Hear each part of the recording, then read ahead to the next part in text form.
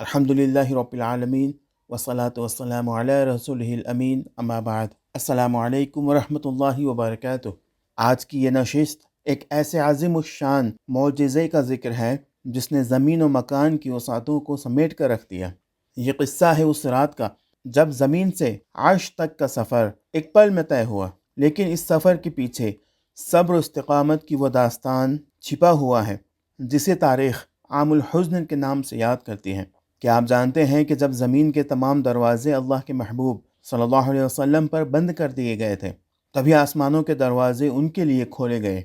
आज हम न सिर्फ मेराज के सफ़र के ईमान अफरोज़ मुशाहिदात का जिक्र करेंगे, बल्कि इस अज़ीम सफ़र के पस मंज़र में छिपे हुए उन अखलाक़ी मोतियों को भी तलाश करेंगे जिन्होंने इंसानियत को बंदगी का नया करीना सिखाया। वाक़या मेराज को समझने के लिए उसके तारीख़ तनाज़ुर का इदराक निहायत ज़रूरी है, क्योंकि ये मुअजिज़ा उस वक्त पेश आया जब नबी करीम सल्लल्लाहु अलैहि वसल्लम अपनी ज़िंदगी के मुश्किल तरीन दौर से गुज़र रहे थे। इस अहद को इस्लामी तारीख़ में आमुल हुज़्न यानी गम का साल कहा जाता है। इस साल के वाक़यात महज इत्तेफ़ाक़ी हवादिस नहीं थे, बल्कि ये नबवी अखलाक के उस कमाल का इम्तहान थे जिसे क़ुरान ने खुलुक़ अज़ीम करार दिया है। नबूवत के 10वीं साल मक्का की फ़िज़ा मुसलमानों के लिए इंतहाई तल्ख़ हो चुकी थी। 3 साल तक शोब अबी तालिब की क़ैद और समाजी बायकाट ने मुसलमानों को जिस्मानी तौर पर निढाल कर दिया था। जहाँ भूख की शिद्दत से बच्चे बिलबिलाते थे और सहाबा किराम पत्ते खाने पर मजबूर थे।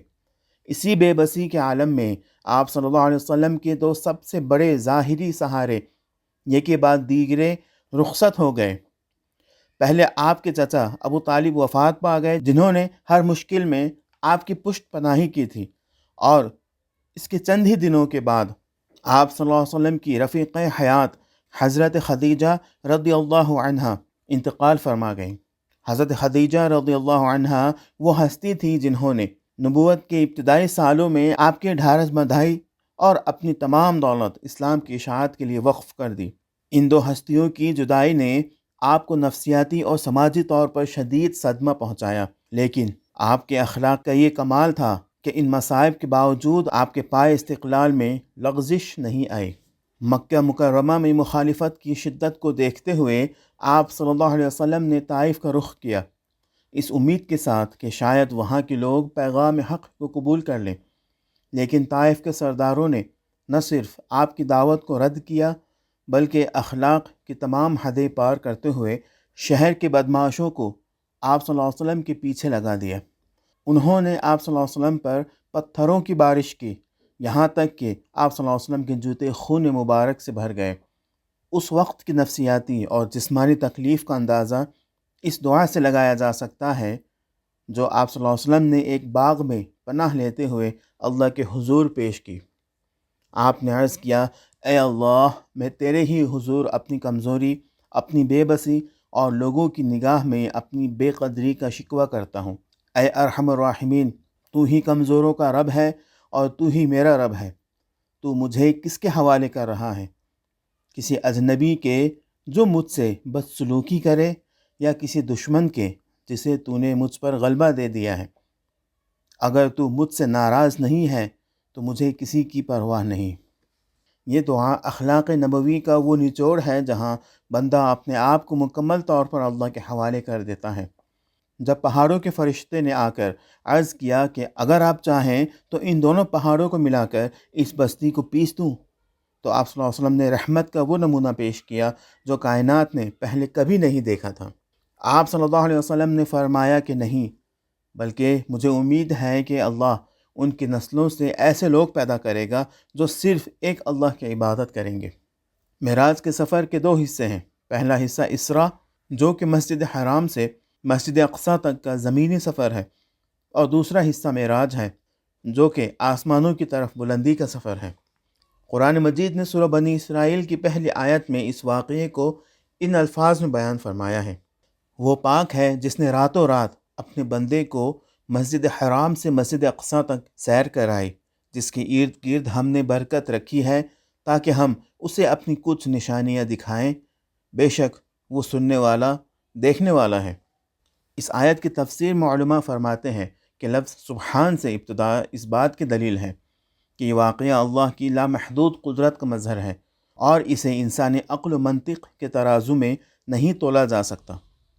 بعبدہ کا لفظ اس بات کی طرف اشارہ ہے کہ یہ سفر بیداری کی حالت میں جسم اور روح دونوں کے ساتھ پیش آیا، کیونکہ خواب کے لیے بندہ کا لفظ استعمال نہیں ہوتا بلکہ روح کا ذکر ہوتا ہے۔ سفر کے آغاز سے پہلے ایک اہم روحانی مرحلہ شق صدر کا پیش آیا۔ حضرت جبریل علیہ السلام نے آپ صلی اللہ علیہ وسلم کا سینہ چاک کیا اور قلب مبارک کو آب زمزم سے دھویا۔ اس کے بعد ایک سونے کا طشت لایا گیا جو ایمان و حکمت سے لبریز تھا، جسے آپ کے قلب میں اڈیل دیا گیا۔ یہ عمل اس بات کی تیاری تھی کہ انسانی جسم اور روح اس عظیم مشاہدے اور تجلیات الہیہ کو برداشت کرنے کے قابل ہو جائے جو اس سفر میں پیش آنے والی تھی۔ آپ صلی اللہ علیہ وسلم کے لیے براق نامی ایک سواری لائی گئی جو روشنی کی رفتار سے چلنے والا ایک سفید جانور تھا۔ یہ سواری اللہ کی طرف سے اپنے محبوب کی تکریم کا ایک انداز تھا۔ جب آپ صلی اللہ علیہ وسلم مسجد اقصیٰ پہنچے تو وہاں کائنات کی تاریخ کا وہ عظیم منظر دیکھا گیا جہاں تمام انبیاء کرام علیہم السلام آپ صلی اللہ علیہ وسلم کے استقبال کے لیے موجود تھے۔ سفر کے دوران ایک ایمان افروز واقعہ یہ بھی پیش آیا۔ ایک سرکش جن آگ کا شعلہ لیے آپ کا پیچھا کر رہا تھا تاکہ سفر میں خلل ڈالے۔ اس موقع پر حضرت جبریل علیہ السلام نے آپ کو وہ دعا سکھائی جو اللہ کے وجہ کریم یعنی کہ عظیم چہرے کا واسطہ دے کر پناہ حاصل کرنے کا بہترین ذریعہ ہے۔ یہ اس دعا کا ترجمہ ہے: میں اللہ کے وجہ کریم کی پناہ مانگتا ہوں اور اس کے ان کامل کلمات کی جن سے کوئی نیک یا بد آگے نہیں بڑھ سکتا، اس شر سے جو آسمان سے اترتا ہے اور جو اس میں چڑھتا ہے، اور اس شر سے جو زمین میں پھیلا ہوا ہے اور جو اس سے نکلتا ہے، اور رات اور دن کے فتنوں سے اور رات اور دن میں اچانک آنے والی بلاؤں سے، سوائے اس کے جو خیر کے ساتھ آئے، اے رحمان۔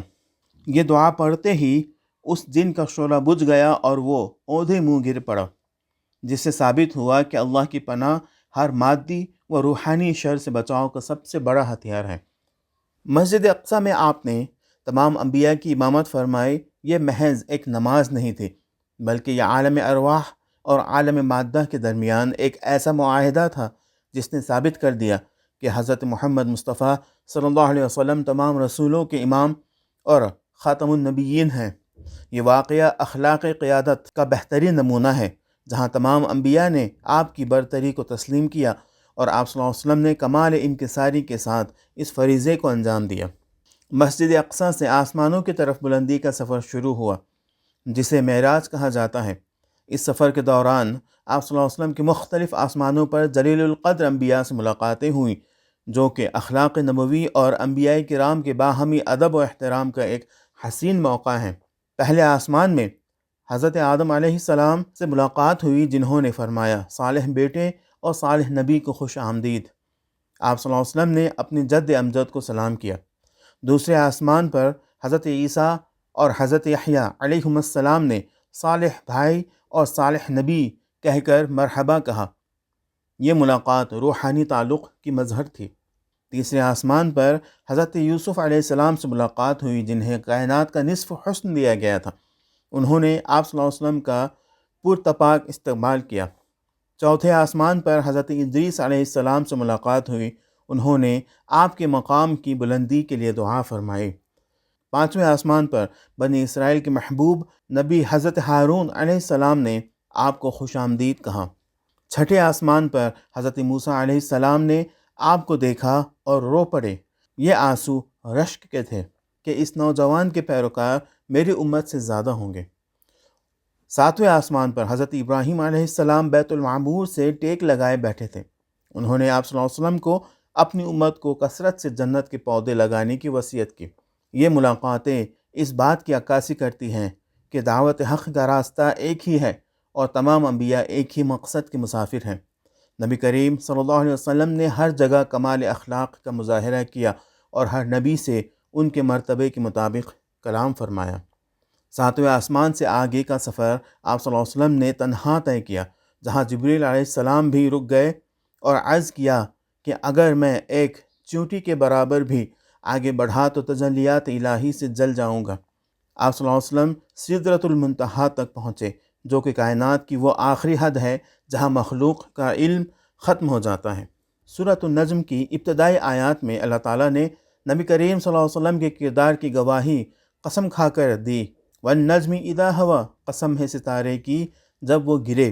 یہاں ستارے کے گرنے سے مراد وحی کا نزول بھی ہو سکتا ہے، اور یہ اشارہ بھی کہ جس طرح ستارہ اپنی سمت نہیں بدلتا، اسی طرح آپ صلی اللہ علیہ وسلم کا کردار بھی غیر متزلزل ہے۔ اللہ فرماتا ہے مَا ضَلَّ صَاحِبُكُمْ وَمَا غَوَىٰ۔ لفظ صاحبکم کا استعمال مکہ والوں کو یہ یاد دلانے کے لیے تھا کہ یہ کوئی اجنبی نہیں بلکہ تمہارا وہ ساتھی ہے جس کی سچائی کے تم برسوں سے معترف ہو۔ ضلال یعنی کہ بھٹک جانا، اور غوا یعنی کہ کج روی کی نفی کر کے اللہ نے آپ صلی اللہ علیہ وسلم کے اخلاق کو معصوم اور پاک قرار دیا۔ یہ آیتیں واضح کرتی ہیں کہ آپ صلی اللہ علیہ وسلم کی گفتگو اپنی خواہش نفس پر مبنی نہیں ہوتی، بلکہ وہ سراسر وحی الہی ہے۔ معراج کا سب سے بڑا عملی نتیجہ امت محمدیہ کے لیے 50 نمازوں کی فرضیت تھی۔ جب آپ صلی اللہ علیہ وسلم واپسی پر حضرت موسیٰ علیہ السلام کے پاس پہنچے تو انہوں نے اپنے تجربے کی بنیاد پر فرمایا کہ آپ کی امت اتنی نمازوں کی متحمل نہیں ہو سکے گی۔ یہاں سے اخلاق نبوی کا ایک اور درخشاں پہلو امت پر شفقت سامنے آتا ہے۔ نماز کی فرضیت کے مختلف مراحل تھے۔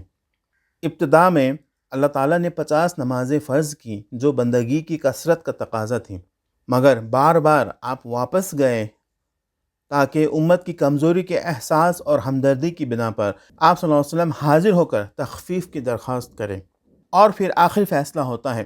نمازیں 5 رہ جاتی ہیں، لیکن اللہ نے اپنے فضل سے فرمایا کہ یہ ثواب میں 50 کے برابر ہی رہیں گی۔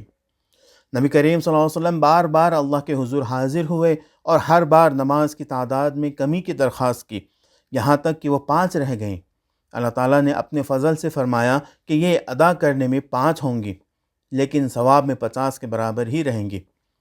جب حضرت موسیٰ علیہ السلام نے مزید کمی کا مشورہ دیا تو آپ صلی اللہ علیہ وسلم نے فرمایا مجھے اب اپنے رب سے حیا آتی ہے۔ یہ جملہ بندگی اور حیا کے اس مقام کو ظاہر کرتا ہے جہاں ایک محب اپنے محبوب کے فیصلے کو بخوشی تسلیم کر لیتا ہے۔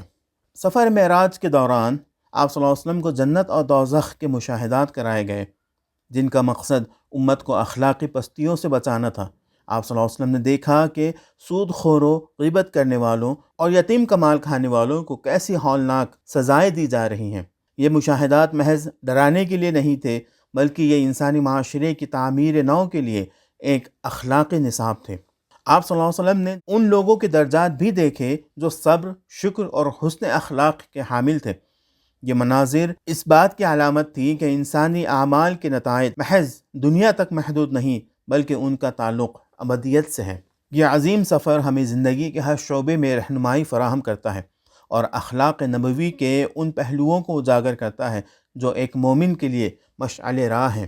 معراج کا واقعہ عام الحزن کے فوراً بعد پیش آنا اس کائناتی سچائی کی دلیل ہے کہ ان مع العسر یسرا، بے شک ہر تنگی کے ساتھ آسانی ہے۔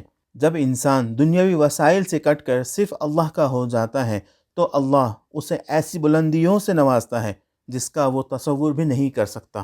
معراج کے انتہا پر پہنچ کر بھی آپ صلی اللہ علیہ وسلم نے اپنی بندگی کو نہیں چھوڑا۔ اللہ نے قرآن میں اسریٰ برسولہ نہیں کہا بلکہ اسریٰ بعبدہ کہا۔ اس سے یہ سبق ملتا ہے کہ انسان کتنا ہی بڑا کیوں نہ ہو جائے، اس کا اصل کمال اللہ کی بندگی میں ہی پوشیدہ ہے۔ جب آپ صلی اللہ علیہ وسلم نے مکہ واپس آ کر یہ واقعہ سنایا تو مشرکین نے اسے جھٹلانے کے لیے ہر حربہ استعمال کیا۔ انہوں نے بیت المقدس کی نشانیاں پوچھی تو اللہ نے بیت المقدس کو آپ صلی اللہ علیہ وسلم کی نظروں کے سامنے کر دیا اور آپ صلی اللہ علیہ وسلم نے ایک ایک نشانی بیان فرما دی۔ اس موقع پر حضرت ابو بکر صدیق رضی اللہ تعالیٰ عنہ کا بلا جھجک تصدیق کرنا صداقت کا وہ معیار قائم کر گیا جو قیامت تک کے لیے نشان راہ ہے۔ جس طرح نبی کریم صلی اللہ علیہ وسلم اللہ کے حضور حاضر ہوئے، اسی طرح نماز ہر مومن کے لیے اللہ سے ملاقات کا ذریعہ بنا دی گئی ہے۔ نماز ہمیں نظم و ضبط، پاکیزگی اور اخلاقی بلندی سکھاتی ہے۔ یہ وہ تحفہ ہے جو ہر روز ہمیں معراج کی یاد دلاتا ہے۔ آج کے دور میں جب انسان مادی ترقی کی انتہا کو چھو رہا ہے، لیکن اخلاقی طور پر تنزلی کا شکار ہے۔ سفر معراج کے اسباق پہلے سے کہیں زیادہ اہم ہو گئے ہیں۔ نبی کریم صلی اللہ علیہ وسلم نے اس سفر کے ذریعے ہمیں سکھایا کہ طاقت اور بلندی کا مقصد دوسروں پر ظلم نہیں بلکہ عاجزی ہے۔ قیادت وہی ہے جو اپنے رعایا کی آسانی کے لیے فکر مند رہے، جیسا کہ آپ صلی اللہ علیہ وسلم نے نمازوں کی تخفیف میں کیا۔ سچی کامیابی مادی اشیاء کے حصول میں نہیں بلکہ قلب کی صفائی اور اللہ کے مشاہدے میں ہے۔ نبی کریم صلی اللہ علیہ وسلم کے اخلاق کا یہ عالم تھا کہ آپ صلی اللہ علیہ وسلم نے کبھی کسی سائل کو خالی ہاتھ نہیں موڑا اور کبھی کسی کے ساتھ بدسلوکی نہیں کی۔ معراج کی رات آپ صلی اللہ علیہ وسلم نے ان لوگوں کے لیے بھی ہدایت کی دعا کی جو آپ صلی اللہ علیہ وسلم کے خون کے پیاسے تھے۔ یہی وہ اخلاق ہے جو اسلام کی روح ہے۔ سفر معراج محض ایک تاریخی داستان نہیں بلکہ یہ ہمارے ایمان کی اساس ہے۔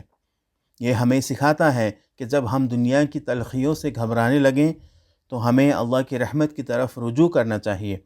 نبی کریم صلی اللہ علیہ وسلم کے اخلاق عالیہ ہمیں یہ پیغام دیتے ہیں کہ زندگی کی اصل معراج اپنے کردار کو سنوارنا اور اللہ کی مخلوق کے لیے رحمت بن جانا ہے۔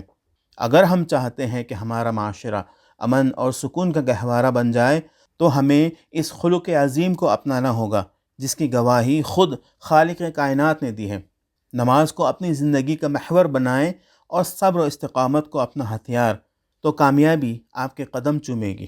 آج کے لیے اتنا ہی۔ اللہ تعالیٰ سے دعا ہے کہ اللہ تعالیٰ ہمیں نبی کریم صلی اللہ علیہ وسلم کے نقش قدم پر چلنے کی توفیق عطا فرمائے۔ آمین۔ وآخر دعوانا ان الحمد للہ رب العالمین۔ السلام علیکم ورحمۃ اللہ وبرکاتہ۔